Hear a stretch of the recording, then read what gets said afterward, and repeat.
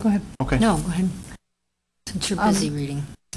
Well, I just referred to her because Councilman Harper had referred that she may have some comments in working with him on the legislation. Oh, and I get to be in the middle of this all night. I just wanted, I guess, how we do it. to say that I think this is a great step, and I especially am glad that we're going to have a little special section. But it seems like in keeping with the spirit of the ordinance, I really don't know if there are people in the audience who are interested in speaking on this. But Mr. Chairman.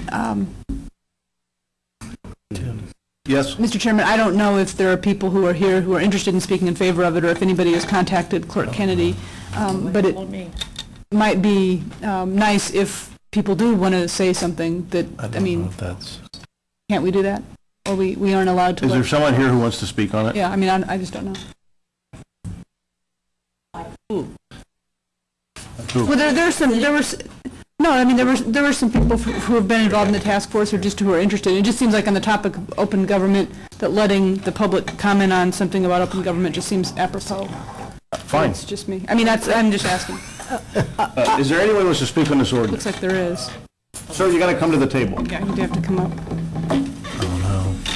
I'm not familiar with the ordinance, but I would... Well, sir, sir, just hold on a second. Sit in front of the microphone. Okay. And give us your name and address.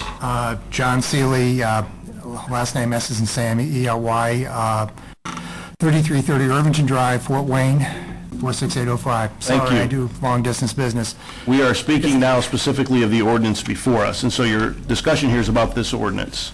I would hope that the ordinance, not being familiar with it, includes language that would prevent meetings such as the trustees of Indiana University had, where they, such as what they had with Bobby Knight, where they had... This ordinance has nothing to do with that, sir. Well, I wish to give an example, where we have a few council peoples in one room, council people in one room, a few more in another room, and basically we don't meet the criteria for having a public meeting. I hope there's some sort of language that, or some mechanism that inhibits that sort of process. And I would hope to wrap... Sir, may I interrupt you for a second? Yes. The state legislature passed a new open door law that prohibits serial meetings in response to what occurred with Coach Knight. But we are not discussing that here tonight. We're discussing the specific ordinance before us. Do you have any comments about that ordinance?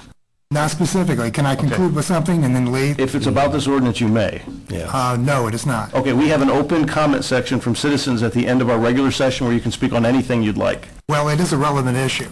Okay, well, good. We'll be happy to hear it at the end of the regular session. Thank you. Any other individuals who want to speak on this? Yes, come on, sir.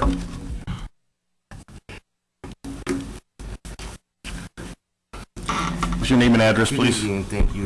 Danielle, 4230 Dalewood Drive, 46815. Here this evening, though, representing Fort Wayne Public One, citizen advocacy group for on public interest issues, and you all have received already a statement of support for the proposed ordinance, and I will not, I'll be mercifully brief here tonight and not repeat any of the statement. However, I do want to echo something that was pointed out by Councilman Harper and was not in the statement, and that is that we have an opportunity here, a unique one at that, to be the first in the state. In the year 2000, the mayor of Indianapolis at the time, Bart Peterson, thank you. That's good.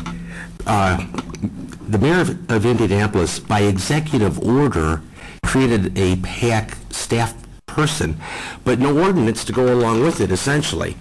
So basically, we would be the first in the state, and it would be far superior than to have a staff PAC. I think you would probably all agree we have enough already in Indianapolis to service the entire state, but to have in ordinance the recognition that the principles of openness, the principles of how government works and should work, the standard or the bar, to be codified over the course of time and sustained from generation to generation is an opportunity you have before you with the passage of this ordinance. And our organization strongly supports and urges its adoption. Any questions? Be happy to answer them. Nope, thank you. Thanks, Dan. Thank you. Anyone else who would like to speak on this ordinance? Our gallery? Thank you. Council members, other discussion on the pending ordinance? Councilwoman Brown? Yes, is there another typo, or am I reading this wrong? In Section B, Section 1B, second line, in addition, a public agency of the city of Fort Wayne shall